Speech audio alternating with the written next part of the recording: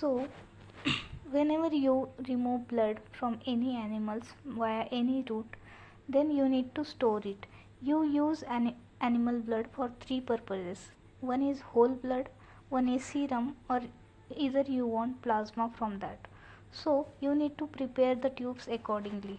So, for blood, you need to keep the blood, or you need to either use pre-coated anticoagulated tube, or you need to add anticoagulant externally in order to keep or store the blood. So, what is the difference between blood and plasma and serum? So, blood is if you want to remove blood, then add anticoagulant. Then if you want to use plasma, then also you need to add anticoagulant, but in serum you don't need to use anticoagulants. So what is the difference between blood and plasma then? In blood you don't centrifuge the blood, and in order to isolate plasma you centrifuge it. That is the only difference. And by observation with the naked eyes, how you are going to differentiate between plasma and serum is, plasma is somewhat yellowish color but serum is clear white color solution.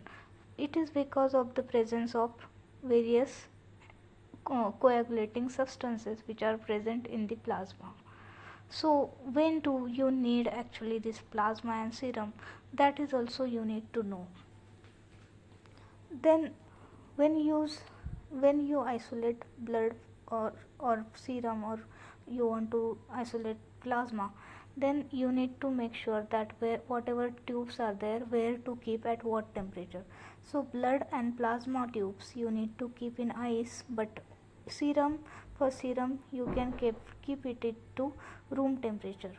Also, one more additional thing is, whenever you use retro-orbital route, then you can immediately after isolation you just need to uh, somewhat swirl the tube so that it will be useful.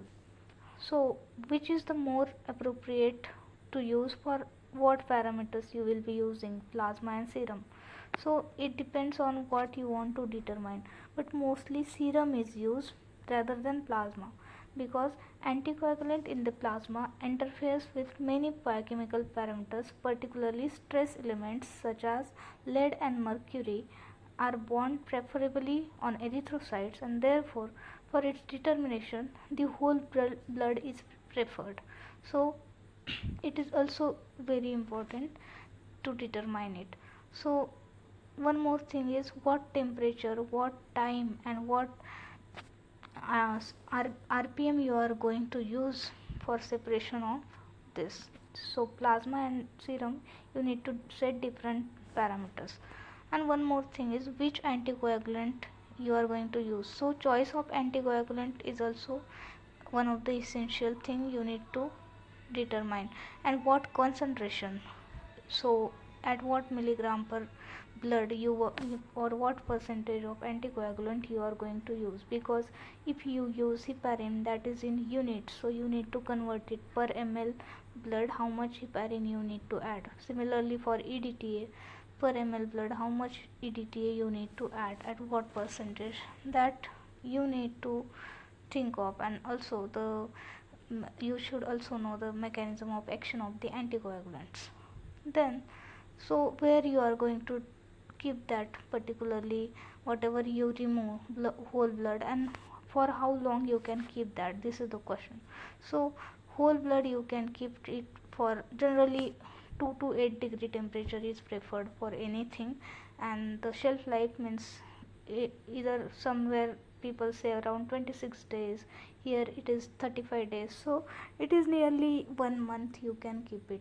And just tell me about plasma and serum, for how long you can store it and at what temperature you should store it, because it is ultimately going to affect your results. So your storage condition and duration you need to know. Next thing is, whenever we donate blood, then these people also get our blood and store in some containers, but how they know that this is of blood group A, B, or O.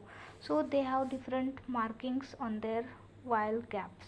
So these are different color markings actually. By identifying the color, they can easily identify that this is the blood group A, B, or O. So just tell us, so what is this color marking is?